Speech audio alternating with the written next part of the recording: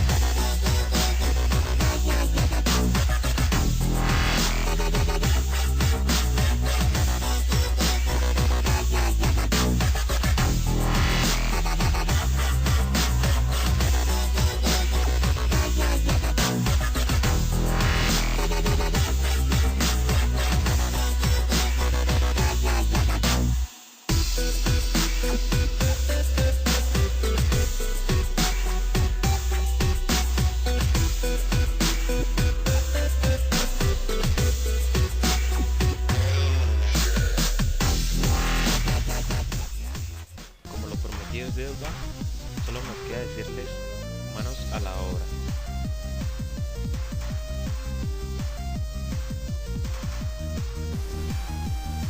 Empezaremos por conocer la motherboard. Bueno, la motherboard se le conoce también como la placa base o tarjeta madre. Es una tarjeta de circuito impreso a la que se conectan las demás partes de la computadora. Tiene instalados una serie de integrados entre los que se encuentran el chipset que sirve como centro de conexión entre el procesador, la memoria RAM, los buses de expansión y otros dispositivos. Va instalada dentro de un gabinete que por lo general está hecho de lámina. Comúnmente lo llamamos la torre y tiene un panel para conectar dispositivos externos y muchos conectores internos y zócalos para instalar componentes dentro del gabinete. La placa base además incluye un software llamado BIOS que le permite realizar las funcionalidades básicas como pruebas de los dispositivos, video, manejo del teclado, reconocimiento de dispositivos y cargar el sistema operativo. Ahora veremos qué componentes admite una placa base típica. Comencemos. Un conector de alimentación. Por este conector, una alimentación eléctrica proporciona a la placa base los diferentes voltajes necesarios para su funcionamiento. El zócalo o socket de la CPU. Por lo general se acostumbra a llamar por CPU la torre, algo que está muy mal, siendo esto un error, ya que la CPU es la unidad central de procesamiento y es un receptáculo que recibe el microprocesador y le conecta con el resto de la microcomputadora. Bueno, ahora miremos lo siguiente: las ranuras o bancos de memoria RAM. Son estas ranuras donde se monta o se inserta la memoria principal de la computadora, de lo que estamos hablando, sea de la RAM. Antiguamente los chipsets de RAM se colocaban uno a uno sobre la placa, de la forma en que también se hacían en las placas de video, lo cual no era una buena idea debido al número de chips que podía llegar a ser necesario y a la delicadeza de los mismos. O sea, era una cosa tremenda. Por ello se conectaron varios chips de memoria soldados a una placa, dando lugar a lo que se conoce como módulo de memoria RAM. El chipset, uno o más circuitos electrónicos que gestionan la transferencia de datos entre los diferentes componentes de la computadora, como lo son el microprocesador, la memoria RAM, el disco duro, etc. Los conocemos también como el puente norte y el puente sur. Aquí tenemos el bus interno. En la arquitectura de computadores, el bus o canal es un sistema digital que transfiere datos entre los componentes de una computadora o entre computadoras. Esta forma por cables o pines en un circuito impreso, dispositivos como resistores y condensadores, además de circuitos integrados.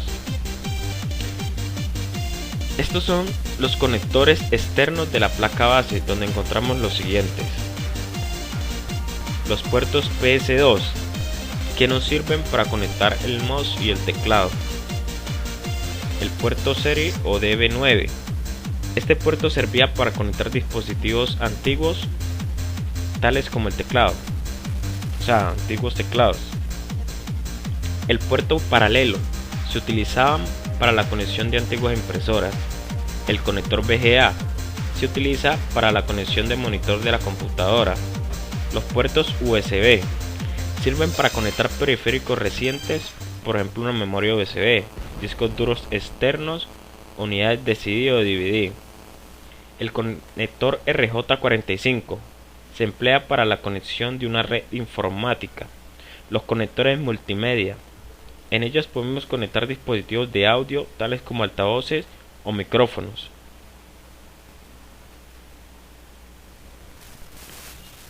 Aquí tenemos los conectores IDE o SATA. En estos conectores podemos conectar dispositivos tales como discos duros y unidades de DVD. Miremos las ranuras de expansión. Se trata de receptáculos que pueden acoger tarjetas de expansión.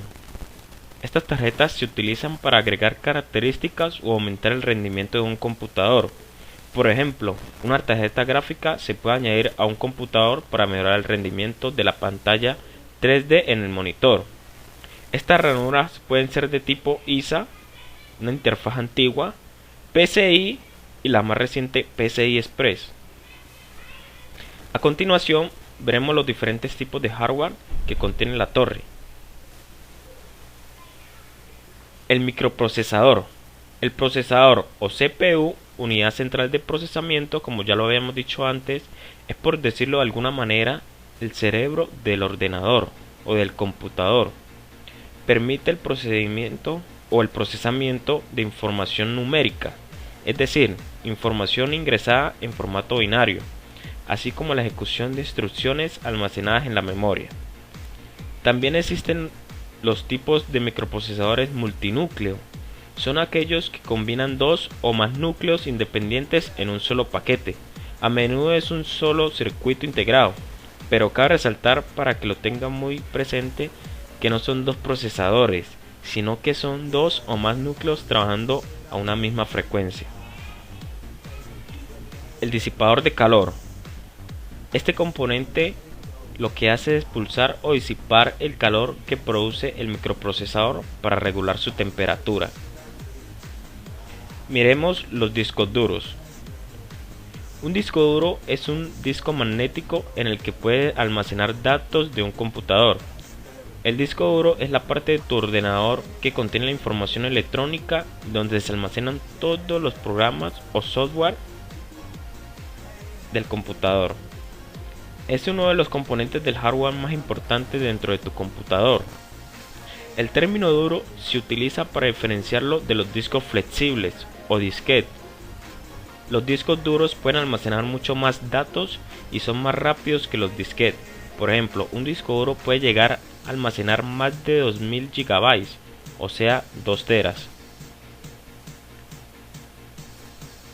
El bus de datos. Por medio de estos cables se transmiten los datos necesarios para la comunicación entre el hardware y la placa base. Miremos la unidad de DVD o CD. La unidad de DVD o CD sirve para leer los discos ópticos, o sea, los CDs, los DVDs, eso es. La memoria RAM también es muy importante.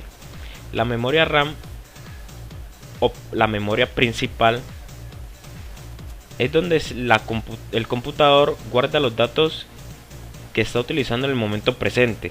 El almacenamiento es considerado temporal porque los datos y programas permanecen en ella mientras que la computadora esté encendida o no sea reiniciada. Se le llama RAM porque es posible acceder a cualquier ubicación de ella aleatoria y rápidamente. Existen 3 tipos de generaciones en estas memorias, que son las más actuales.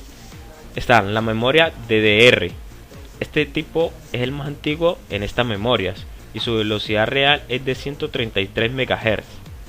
La memoria DDR2. La segunda generación de módulos de memoria DDR utiliza una mayor cantidad de pines y proporciona velocidades de transferencia más rápidas en los equipos móviles y de escritorio. Y por último, las memorias DDR3, que es la última generación de las DDR. Funciona a velocidades de entre 800 y 1600 MHz. Veamos el funcionamiento de la pila. Primero, la pila se encarga de mantener el reloj del computador en funcionamiento cuando este se apaga. Segundo, mantiene guardadas las opciones de la configuración del setup. Por eso, al descargarse la pila, notamos que el computador siempre inicia con una hora de las 12 y pide que se pulse F1 para llamar los valores por defecto del setup. Ahora vamos con la fuente de alimentación, que es un componente muy importante entre los hardware del equipo. La fuente de alimentación es el componente electrónico encargado de transformar la corriente de la red eléctrica con una tensión de 200 voltios o 125 voltios a una corriente con una tensión de 5 a 12 voltios, que es necesario para nuestro computador y sus componentes funcionen.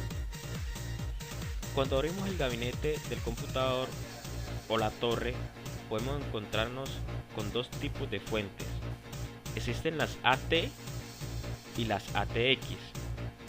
Las fuentes AT tienen tres tipos de conectores de salida, o sea, los cables. El primer tipo son los que alimentan la placa madre. Los dos tipos restantes, de los cuales hay una cantidad variable, alimentan a los periféricos no enchufados. Un slot de la placa madre, como son las unidades de disco duro, unidades de CD o DVD o las disqueteras, etc. La fuente ATX es muy similar a la AT, pero tiene una serie de diferencias, tanto en su funcionamiento como en los voltajes entregados a la placa madre o a la board. La fuente ATX consta en realidad de dos partes: una fuente principal, que corresponde a la vieja fuente ATX con algunos agregados, y una auxiliar. La principal diferencia en el funcionamiento se nota en el interruptor de encendido, que en vez de conectar y desconectar la alimentación de 220 vatios, como hace el de la fuente AT, envía una señal a la fuente principal, indicándole que la encienda o la apague, permaneciendo siempre encendida la auxiliar y siempre conectada a la alimentación de 220 vatios, permitiendo poder realizar conexiones y desconexiones por software. Me refiero a hibernar y suspender. Bueno amigos, esto ha sido todo. Espero que hayan aprendido mucho sobre la arquitectura de computadores con este video tutorial. Gracias.